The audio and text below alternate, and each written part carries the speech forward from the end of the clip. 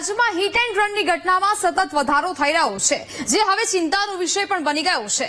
આજે એક જ દિવસમાં 3 અકસ્માતની ઘટના સામે આવી છે, જેમાં કોઈએ જિંદગી ગુમાવી તો કોઈ જિંદગીભર માટે દિવ્યાંગ બની ગયું।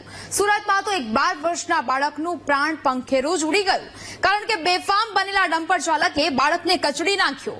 અરે કેવી રીતે રાજ્યમાં વાહન ચાલકોની રફતાર બની છે લોકો માટે જીવલેણ, જોઈએ આ રિપોર્ટમાં। જીવલેણ ઝડપ પર નથી રાજ્યમાં કોઈની પકડ, આવું કેમ કહી રહ્યા છે તે તમારી નજરો સામે છે। એક જ દિવસમાં રાજકોટ, ધોરાજી અને સુરતમાં અકસ્માતની ઘટના સામે આવી છે, જેમાં 2 લોકોએ જીવ ગુમાવ્યા ત્યારે 3 લોકો ઘાયલ થયા। સૌથી પહેલા તો સુરતની આ ઘટના જુઓ, જ્યાં દિવસે ભારે વાહનની એન્ટ્રી પર પ્રતિબંધ છે, ત્યાં ડમ્પરો દોડી રહ્યા છે અને સચિન જેઆઈડીસી વિસ્તારમાં ડમ્પર ચાલકની બેદરકારીને કારણે 12 વર્ષીય આશિષ નિષાદ નામના કિશોરનું મોત થયું। જ્યારે ચાલક રિવર્સમાં ડમ્પર લઈ રહ્યો હતો ત્યારે પાછળથી બાળક આવી રહ્યો હતો અને ડમ્પર સાથે અથડાયા પછી તે નીચે આવી ગયું અને સ્થળ પર જ તેનું મોત થયું। જો ડમ્પર ચાલક સાથે ક્લીનર હોત તો આ ઘટના ન ઘટી હોત। અકસ્માત પછી મૃતકના ઘરમાં માતમનો માહોલ છે।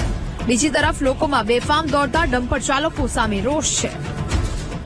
જે ભારે ડમ્પરો વાહનો ચાલતા હોય, જેના નીતિ નિયમ બનાવ્યા છે આરટીઓએ કે ભાઈ આ સમય દરમિયાન તમારે આ વાહનો અંદર ભારે વાહનો હોય તે સિટીની માઇલ પર એન્ટર કરવા, તો એ લોકો ઉપર પગલા લેવા જરૂરી છે। જે નાના ટુ વ્હીલર લઈને જતા હોય તો એમને કઈ અકસ્માત નડતો હોય, કોઈ નાના બાળકો હોય છે, સ્કૂલનો છૂટવાનો સમય હોય, એ દરમિયાન એનું મોત નીપજે છે, તો એ ડમ્પર ચાલકને ધ્યાન નથી હોતું આગળ પાછળ, તો એ આટલું જોરથી ગાડી ચલાવે છે, તો એની ઉપર કાયદેસર કાર્યવાહી લેવી જરૂરી છે। આ તરફ રાજકોટમાં તો વડોદરાવાડી થઈ છે। શહેરના મવડી મેન રોડ પર કાળભૈરવ દાદાના મંદિર પાસે ભારત પેટ્રોલ પંપ નજીક બની છે। અહીં દારૂના નશામાં ધૂત નબીરાઓએ 100 થી 120 ની સ્પીડ પર કાર ચલાવી 2 બાઇક ચાલકને અડફેટે લીધા હતા, જેમાં એક્ટિવા ચાલક પ્રફુલ્લ ઉનડકટનું સ્થળ પર જ મોત થયું હતું, જ્યારે અન્ય બાઇક પર પોતાના કાકા સાથે સવાર 12 વર્ષની દીકરીને માથાના ભાગે લાગતા હેમરેજ થયું હતું અને સારવાર દરમિયાન તેનું મોત થયું છે।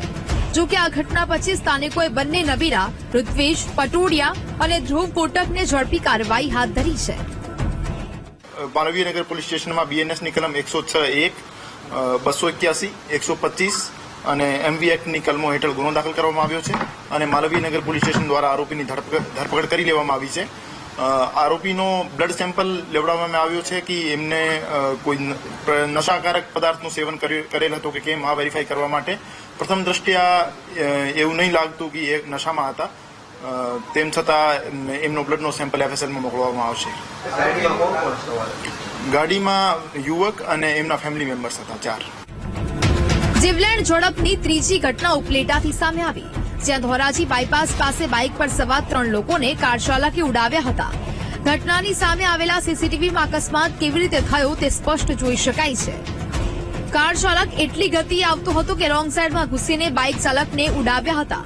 આ ઘટનામાં દીકરીની પરીક્ષા પૂરી થયા પછી ઘરે પરત ફરતા પતિ, પત્ની અને દીકરી ગંભીર રીતે ઘાયલ થયા।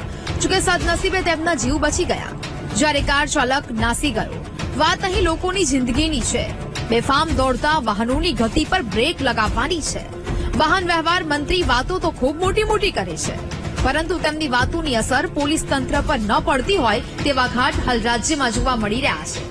ત્યારે જ તો આ નબીરાઓ અને ડમ્પર ચાલકો બેફામ બન્યા છે।